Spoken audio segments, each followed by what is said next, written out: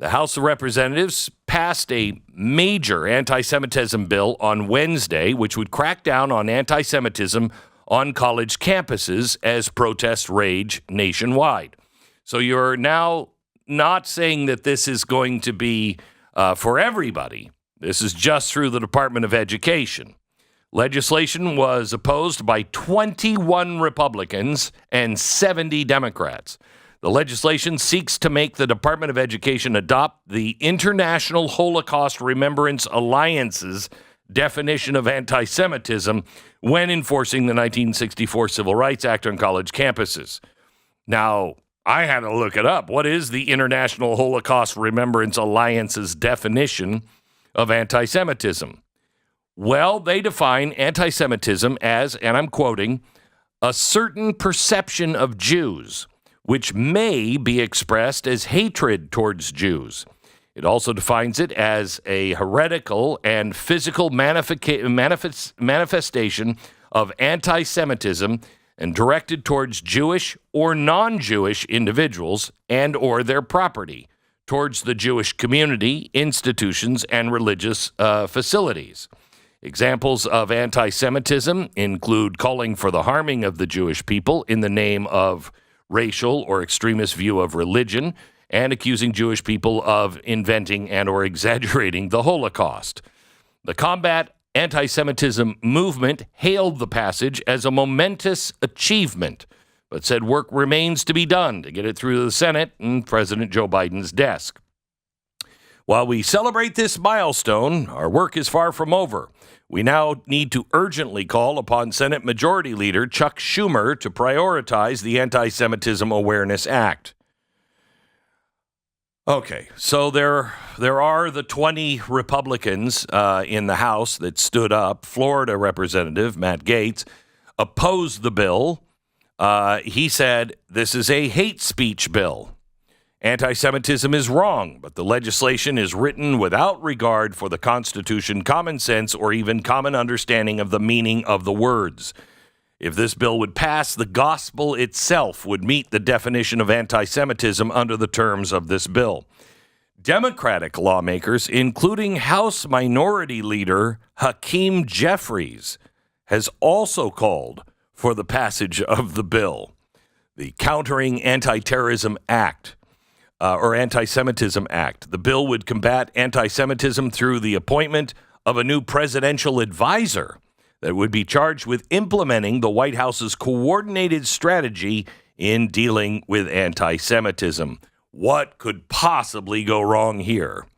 The effort to crush anti-Semitism and hatred in any form is not a Democratic or Republican issue. It's an American issue that must be addressed in a bipartisan manner with a fierce urgency of now. Because after all, gang, say it with me, we've got to do something. Okay. You know, when I hear people say, the Jews killed Jesus, or those dirty Jews run the world, or those Jews are responsible for everything bad, or you're just saying things because you have a Zionist master, I think to myself, you're a bloody idiot. You have no clue as to what is really happening in the world. You have no clue. Are there some Jewish people that are very successful and top of corporations or top of whatever? Yeah, there are. Are there very successful Jews that happen to be bankers? Yeah. But you know what? There's also very successful bankers that are Catholics and Mormons and Lutherans and Methodists and, dare I say it, atheists. Yeah, but it's the Jews that are the problem. You're an idiot. You shouldn't run around saying these things. But I kind of actually like it when you do, because I know exactly who you are. Oh, here's a guy who is so stupid he can't tie his own shoes, or he's just a massive racist. Kids, stay away from him. You shouldn't run around saying because it's false, it's rude, it's stupid, all of the above. And we're trying to create a society here. The proper response to this act is to not post memes of long-nosed Jews wrapping their tentacles around a U.S. flag. It doesn't mean you're right about how the Jews are or vindicated for noticing that Zionists are the reason for everything is bad that has ever happened. You can say those things. You can say those things because our Constitution guarantees it. You know how I feel about anti-Semitism. You know how I feel about the Holocaust and the return of the Holocaust. I've been warning about it. I've been trying to prepare you for this time. I've prepared my family for this time. Hard choices are going to come soon. They already are. This one doesn't seem hard. What have I always said? The Constitution must rule. The Constitution must be our set of principles that we do not violate, no matter if it cuts your way or against you.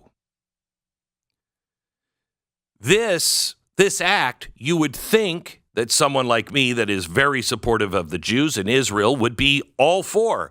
I am dead set against this. And you should be too.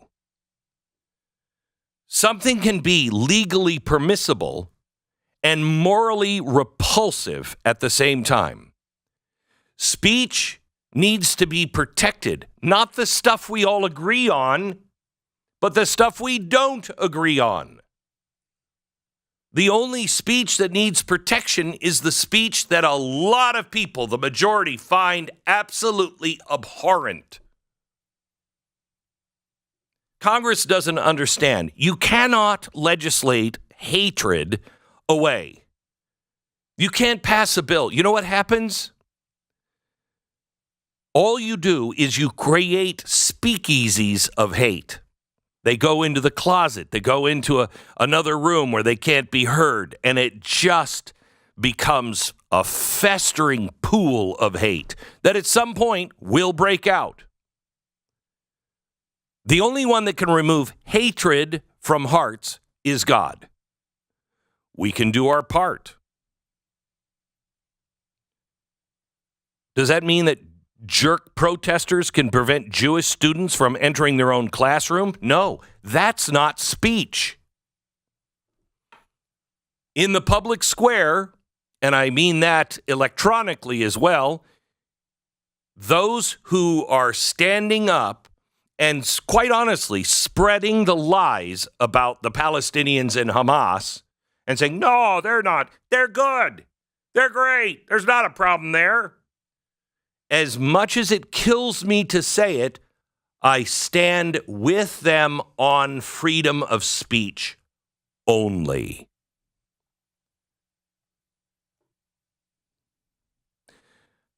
The people who voted for this bill, I'm sure it was well intended.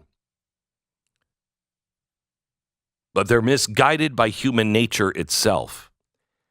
Governments cannot fix human hearts. They should all be sent back to some remedial class on the principles of the Constitution of America. The importance of freedom of speech. The importance of not rushing in to do something because it's scary right now. No. Why is it this Congress can only pass the things that seemingly only hurt the strength of America and only cut across the Constitution? You just took away our Fourth Amendment right for warrants. You just took that away.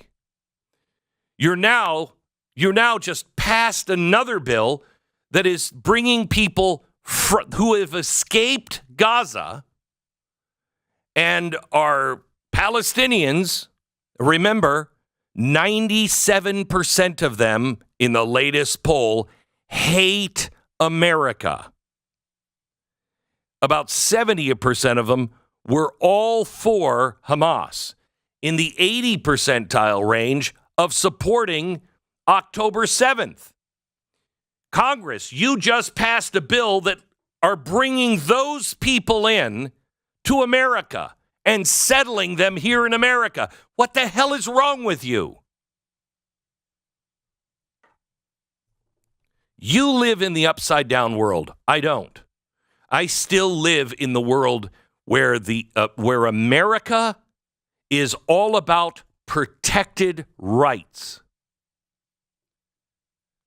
It's a dark day when only 20 people in Congress that are Republican will stand up against this bill. It is a dark, dark day.